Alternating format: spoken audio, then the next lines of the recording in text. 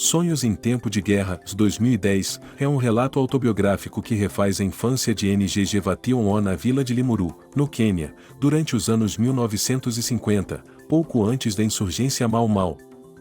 O autor revisita suas memórias de menino, entre a escola, as histórias da avó e os primeiros conflitos com o domínio colonial britânico.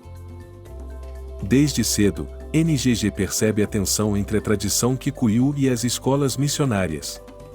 Influenciado pela figura emblemática da avó, chamada de ovelha carteira, ele descobre a força da cultura oral, do folclore e da sabedoria ancestral, que contrapõe os valores ocidentais impostos.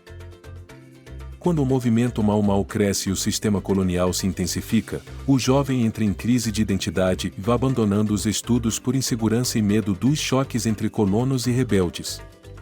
Sonhos e pesadelos se misturam com insônia, paranoia e medo profundo, refletindo a ansiedade coletiva de uma nação em ebulição. A narração transita entre episódios domésticos, o medo difuso da guerra, histórias míticas e o despertar político.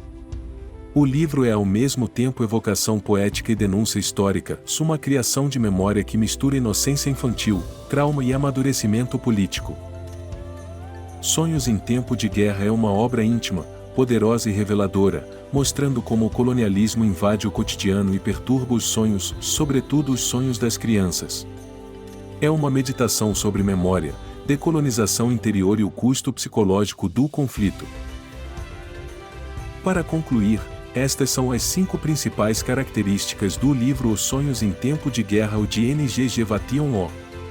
Memória infantil como forma de relato histórico. O livro mistura lembranças de infância com acontecimentos políticos que moldaram o Quênia. Conflito entre tradição e modernização. A tensão entre a cultura tradicional Kikuyu e a escola missionária é central na formação do autor. Narrativa onírica e simbólica. Sonhos e contos misturam-se com realidade, revelando o medo e a resistência interior. Tensão crescente com o Mau Mau. O livro capta o clima de urgência, medo e mobilização antes da guerra anticolonial. Forma poética e fidedigna. A escrita é lírica e sensorial, evocando vozes orais e memórias profundas do passado. Este foi o nosso resumo do livro Os Sonhos em Tempo de Guerra de NGG Vation. Esperamos que tenha sido útil.